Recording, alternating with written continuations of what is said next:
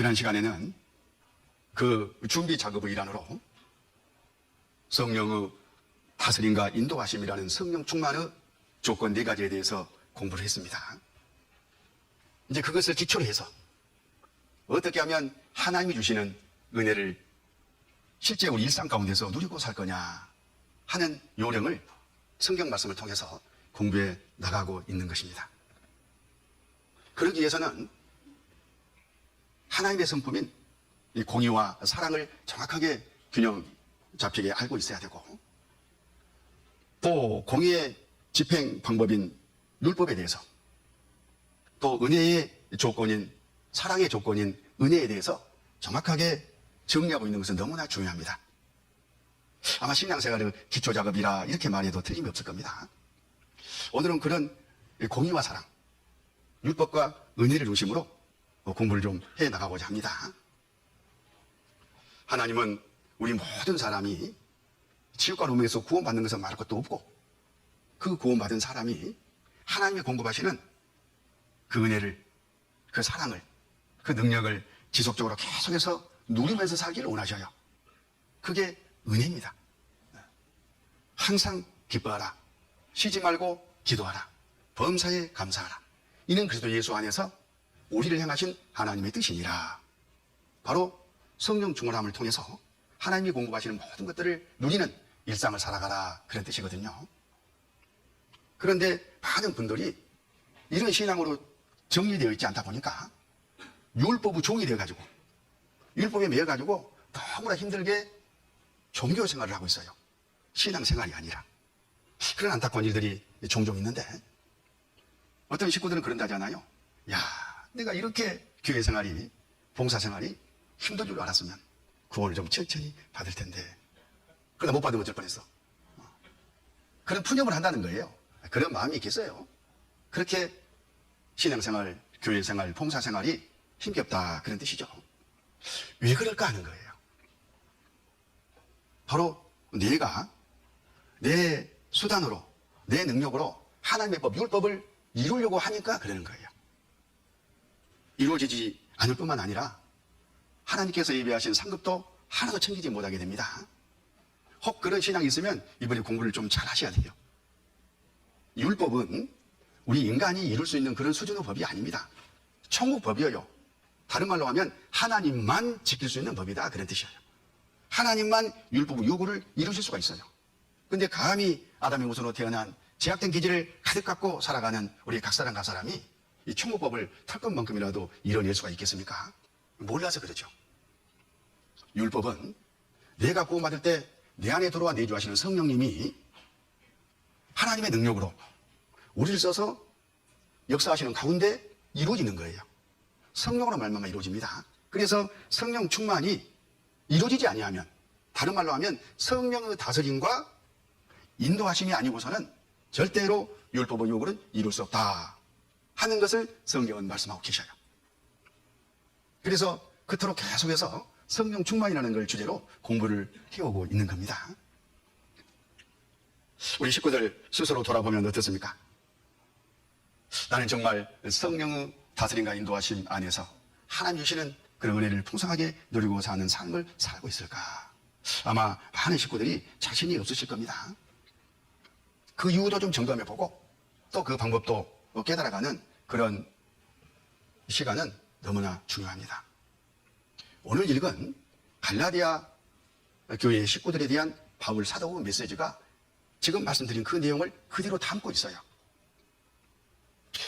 당시 갈라디아 교회 형제 자매들은 100% 주님의 은혜로 구원을 받았습니다.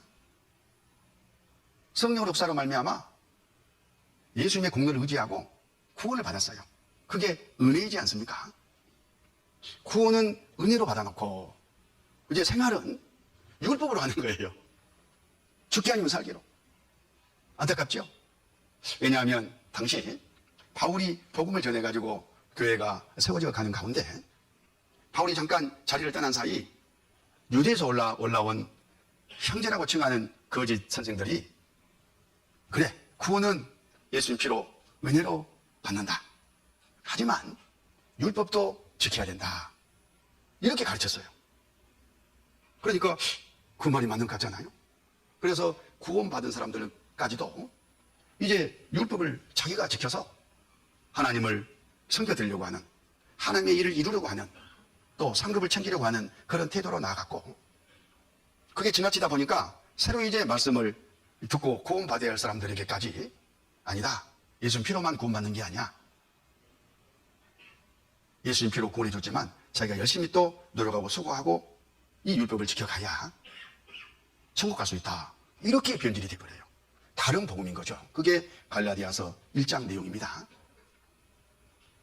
비록 이 말씀은 1900여 년 전에 기록이 됐지만 우리 시대에도 그대로 마귀로 말미암아 진행되고 있잖아요. 이 늪에 빠지면 구원받을 사람이 구원받지 못하고 지옥 가게 되고, 구원받은 우리 식구들도 신앙생활을 주님 안에서 주님의 능력으로 올바로 하지 못하고 끙끙대며 수고하다가 하나님이 예비해 주신 천국 상급은 다 잃어버리는, 불타는 공력만 쌓는 그런 결과를 가져올 수 있다, 그런 뜻이에요. 그렇게 되면 절대 안 되겠죠. 자, 오늘 본문 말씀을 천천히 같이 한번 읽어보실까요? 갈라디아서 3장 1절. 어리석도다 갈라디아 사람들아, 예수 그리스도께서 십자가에 못 박히신 것이 너희 눈앞에 밝히 보이거늘 누가 너희를 꾀드냐? 내가 너희에게 다만 이것을 알려 하노니 너희가 성령을 받은 것은 율법행위로냐 듣고 믿음으로냐? 너희가 이같이 어리석으냐? 성령으로 시작하였다가 이제는 육체로 마치겠느냐? 너희가 이같이 많은 괴로움을 헛되이 받았느냐? 과연 헛되냐? 너희에게 성령을 주시고 너희 가운데서 능력을 행하신 일이 율법행위에서냐 듣고 믿음에서냐?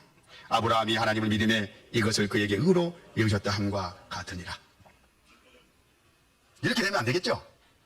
이렇게 되지 않기 위해서는 은혜 안에 사는 법과 관련된 하나님의 말씀과 그 요령을 지혜롭게 잘 갈무리하고 챙기는 것은 우리가 해야 할 일입니다. 자, 아까 서두에 말씀드렸던 은혜와 율법, 율법과 은혜를 좀 표로 정리를 하면, 여기 좀 표를 보실까요? 자, 하나님이 계시죠. 하나님은 여러 성품과 특성을 갖고 계시지만 크게 두 가지의 성품을 갖고 계셔요. 공의와 사랑입니다. 이걸 놓치면 안 돼요. 하나님은 공의는 법대로 하시는 성품이다, 이렇게 이해하면 쉽습니다. 성경 말씀대로 법대로 하시는 하나님의 성품, 그게 조금이라도 흠결이 가면 안 되겠죠. 완전히 해야 됩니다, 하나님의 공의가. 또 하나님은 사랑의 하나님이셔요. 하나님의 사랑도 우리 안에서 완전하셔야 돼요. 공의도 완전해야 되고 사랑도 완전해야 돼. 그래야 완전하신 하나님을 우리가 섬기고 모시고 살고 있다, 이렇게 말할 수 있습니다. 이 사랑은 은혜로 우리에게 나타납니다. 뭘로 나타난다고요? 은혜로 나타나는 겁니다. 사랑은. 공의는 율법으로 우리에게 나타나요. 뭘로 나타난다고요? 율법으로. 그래서 하나님과 사랑과 공의는 우리 입장에서 율법과 은혜와 율법은 우리가 손에 잡을 수가 있습니다, 말씀으로. 거기에서 관계를 잘 맺고 지식적으로 지혜롭게 잘 정리됐을 때 두 가지를 다 이루면서 살 수가 있는 겁니다. 하나님의 입장에서 보면 하나님의 공의는 율법을 집행하시는 방법으로 역사하셔요. 공의 하나님과 법대로 하시지 않겠어요? 뭘? 율법을 말씀 그대로 집행해요. 재판해가지고 죄인을 감옥에 보내는 것처럼 똑같이 심판해가지고 지옥에 보내거나 징계를 하셔요. 하나님의 공의는 율법을 집행하시는 방법으로 이루신다. 이게 중요합니다. 또 하나님의 사랑은 하나님 입장에서 은혜로 이루셔요. 우리는 하나님의 생명을 원해요. 그래서 구원을 받지 않습니까? 우리는 또 하나님의 능력을 원해요. 그 생명과 은혜는 어디로서 오느냐 하면 사랑에서 오는 거예요. 그래서 교회가 전도가 돼가지고 많은 영혼들이 구원이 받아지려면 구원받은 사람들이 씩씩하게 능력으로 힘을 입고 막 주님을 으쌰으쌰 섬겨가려면 뭐가? 사랑이 차고 넘쳐야 돼요. 여기서 사랑은 인위적으로 만든 그런 사랑 말고 하나님의 사랑을 말씀하는 겁니다. 그래서 잘못된 것은 공의로 깨끗하고 거룩하게 만들어 가야 되고 그 토대 위에 하나님의 사랑이 차고 넘치도록 교회가 딱 두 기둥으로 세워져야 되는 겁니다. 그 교회가 완전한 하나님 앞에 완전한 교회인 겁니다. 공의는 우리를 또 교회를 깨끗하게 하시는 그런 일을 하셔요. 교회 안에 들어온 이 죄들, 세상적인 것들, 육신적인 것들, 잘못된 찌개들을 깨끗하게 씻어내는, 걸러내는 그런 일을 하셔요. 사랑은 아까 말씀드렸다시피 그 안에 생명과 능력으로 역사하셔요.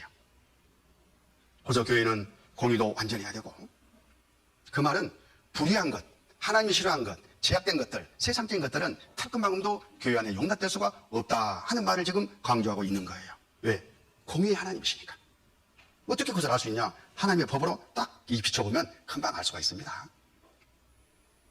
그리고 이제 우리는 생명을 얻고 능력으로 행해야 되는데, 그러려면 우리가 하나님께서 우리가 구원받을 때 성령으로 말미암아 우리 마음 가운데 부어주신 그 하나님의 사랑이 나를 넘쳐서, 내 마음을 넘쳐서 형제 자매들에게 스며들도록, 이르신 영혼들에게 스며들도록 피차 뜨겁게 사랑하는 그런 태도를 가지고 하나가 되어야 됩니다.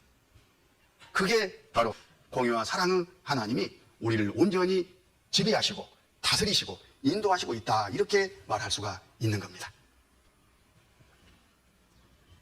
먼저 율법을 좀 정리를 하겠습니다. 율법을 이렇게 표로 분류해 볼 수가 있어요. 어떤 사람들은 십계명 하나만 달랑 알고 그걸 율법의 전부로 생각하는데 그렇지가 않습니다. 율법이란 말은 천국법이다, 그런 말이에요. 성경에 있는 행하라, 행하지 마라 하는 모든 것들이 다 천국법, 율법이죠. 얼마나 그 법이 많든지 아예 40가지나 된다고 성경이 그렇게 말씀을 하셨습니다. 여기 잠깐 성경을 찾아보면 호세아 8장에 내가 저를 위하여 내 율법을 40가지로 기록하였으나 저희가 관계없는 것으로 여기도다. 천국법이 성경에 기록되어 있는데 40가지나 기록되어 있답니다. 실제 하나, 둘, 셋, 넷, 세 가지고 40가지가 아니라, 이거 영어 성경을 보니까 the many things, 많은 것들이 있다, 그런 뜻이에요. 많은 것들. 10,000, 40가지. 이런 표현을 썼습니다. 그래서 40가지나 되는 많은 이 율법을 자기가 지켜서 천국 갈 사람은 한 명도 없다고 그렇게 말을 하는 겁니다. 이 40가지나 되는 율법을 몽뚱거려가지고 헤아려 보면 613가지가 된답니다.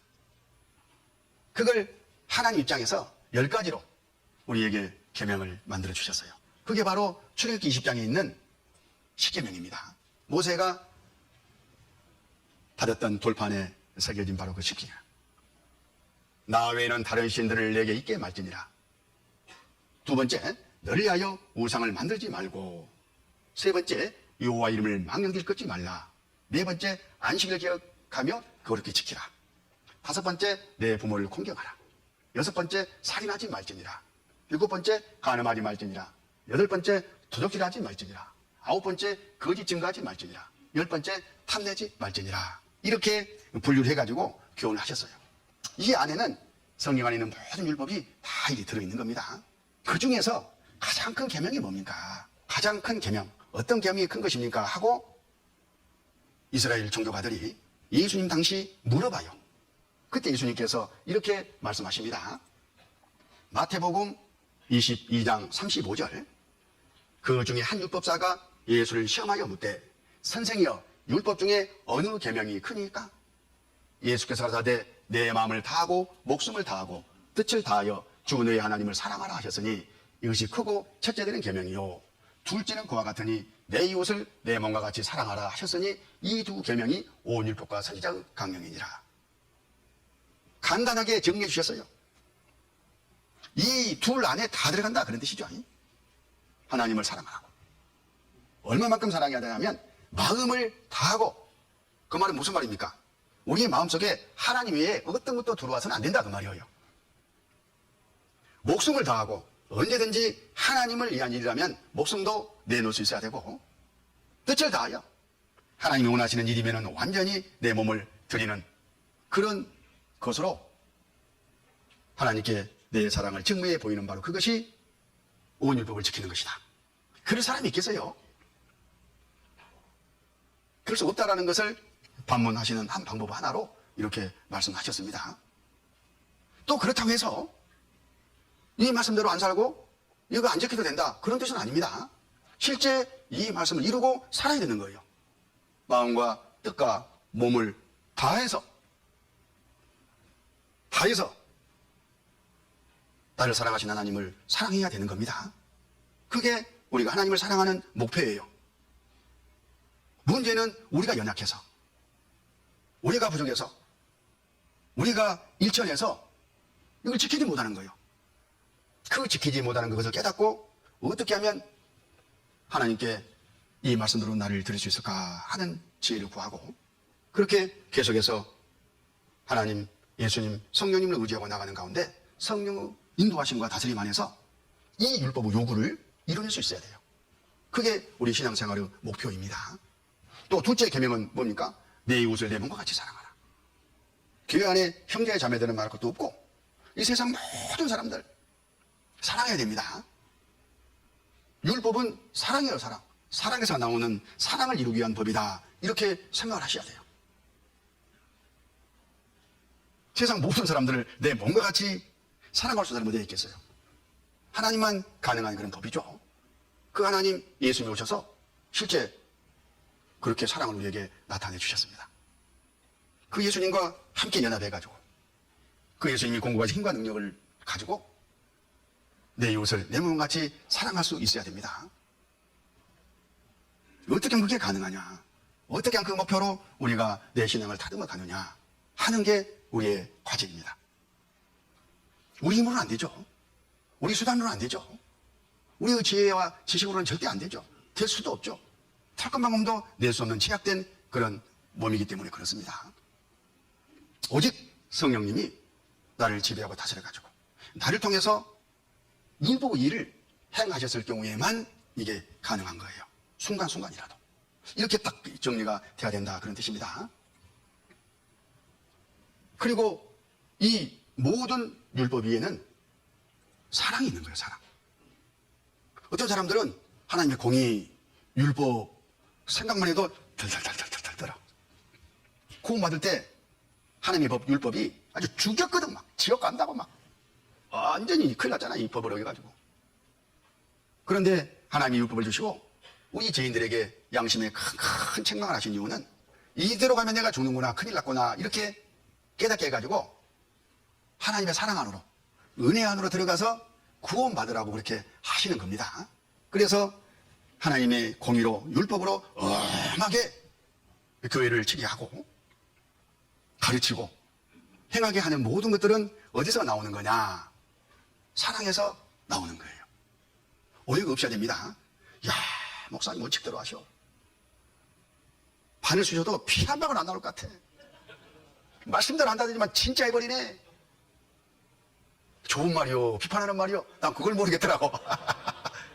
그런데 은혜 안에서 하는 법을 깨달은 식구들, 율법이 뭔지, 왜 하나님 율법을 주시고 우리에게 행하라고 하신지를 정확하게 정리한 분들은 칭찬으로 하시는 말씀이겠죠. 하나님의 사랑에서 나오는 거다, 그 말이에요. 사랑에서. 하나님이 제 마음속에 부으신 하나님의 사랑으로 말미암아 하나님의 공의와 사랑이 교회 안에 균형을 잡고 그 안에서 식구들이 하나님의 사랑을 풍성하게 누리고 살게 하고 싶은 그런 마음에서 나오는 거니까 결국은 사랑이죠.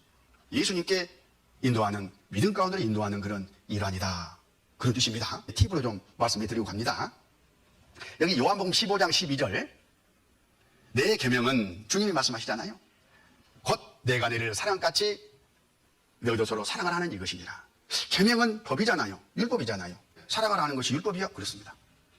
사랑하라 하신 바로 그것이 하나님의 법이고, 그 하나님의 법은 궁극적으로는 하나님의 사랑에서 나오는 거다, 그런 뜻입니다.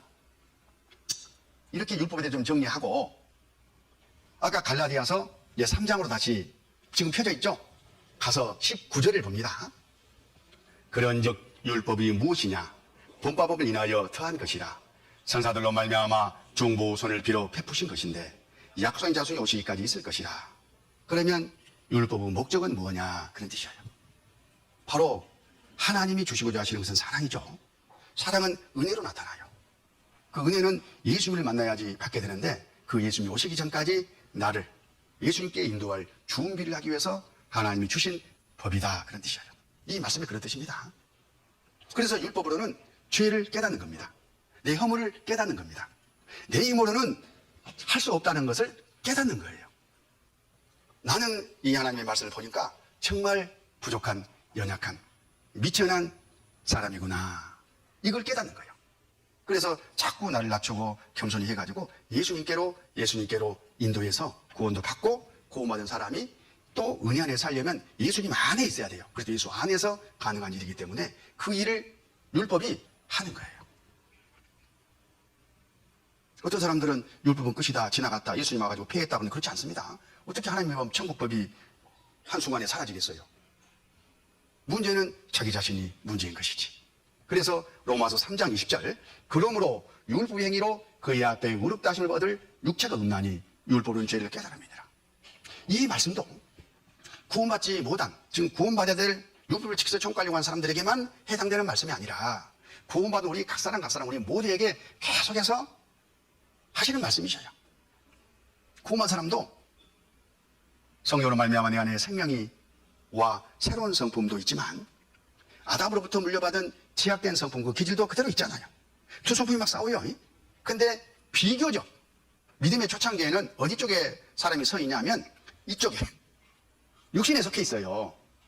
그러니까 육신에서 나오는 것들로 말미암아 하나님을 근심하게 하죠. 그게 바로 율법을 딱 들이대면 아이고야, 내가 잘못했네, 틀렸네, 이르지 않고, 이렇게 정죄가 일어나는 겁니다.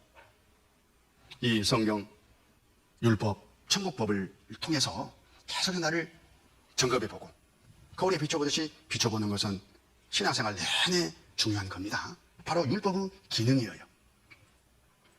자, 이 복남이 얼굴에 수검장이 몽땅 묻어있죠. 자기는 못 봐요. 제 얼굴 여기에 묻어있으면 제가 어떻게 봅니까? 거울에 비춰보니까 얼굴이 더럽네. 그래가지고 물가에서 씻어야 되겠다 하는 마음이 생겨서 우물에 가서 더러운 부분을 씻잖아요. 그런 것처럼 하나님의 법, 율법에 각 사람 내 생각, 내 행위, 내 모든 것들을 비춰보는 거예요. 구원받은 사람이나 구원받고 난 뒤에 내 생활이나. 그러면 내 모습이 그대로 거울에 비칩니다. 그렇게 나를 깨닫게 해가지고 나를 이제 인도해 가요. 율법이 어디로? 예수님께로. 로마서 7장 12절 13절, 이로 보건대 율법도 거룩하며 계명도 거룩하며 의로우며 선하도다. 율법은 하나님의 법, 하나님의 성품을 나타내시는 법이기 때문에 거룩해요. 깨끗하다 그런 뜻이죠. 의로워요. 하나님의 성품이 나타나는 거구나. 이 법 앞에 내가 이렇구나, 나를 들여다보는 거울이 되고, 그 율법을 이루어야 돼요. 근데 자기는 할 수 없다는 것을 깨닫게 되잖아요. 그래서 예수님께 가서 예수님이 지배와 다스림 안에서 예수님이 나를 통해서 이걸 이루어 주실 것을, 실제는 다 이루어 놓으셨죠. 예수님이 이제 공방이 될 텐데, 그걸 이제 누려서 하는 바로 그것이 율법의 목적이에요. 율법의 궁극적인 목적은 하나님의 사랑 안에 가서 하나님의 은혜를 누리고 살아라 하는 거예요. 이게 좋은 거예요, 나쁜 거예요? 좋은 거죠. 13절, 그런즉 선한 것이 내게 사망이 되었느냐? 그럴 수 없느냐. 오직 죄가 죄로 드러나기 위하여 선한 그것으로 말미암아 나를 죽게 만들었으니 이는 계명으로 말미암아 죄로 심히 죄되게 하려 함이니라. 나를 깨닫게 하려고 하신 거다. 문제는 율법에 있는 게 아니라 하나님의 법에 있는 게 아니라 나에게 있는 거다. 이걸 깨닫게 하려고 하신다, 그런 뜻입니다. 갈라디아서 3장 24절 25절, 이같이 율법이 우리를 그리스도에게로 인도하는 몽학선생이 되어 우리로 하여금 믿음으로 말미암아 의롭다함을 얻게 하려 함이니라. 믿음이 온 후로는 우리가 몽학선생 아래 있지 아니하노다. 그러니까 율법은 구원받지 않은 사람은 죄를 깨닫게 해가지고 뉘우치고 반성하고 하나님을 찾게 만들잖아요. 그래서 예수님 앞에 인도해가지고 구원받게 해주고, 구원받은 사람은 구원받아놓고도 육신의 종이 돼가지고 잘못 사는 모습을 깨닫게 해가지고 다시 회복하게 하는, 예수님께 가서 다시 시침을 받게 하는, 은혜와 사랑을 누리고 살게 하는 그런 일을 율법이 지속적으로 계속하고 있다, 그런 뜻이에요. 그게 바로 율법이 하는 일이고 율법의 목적입니다.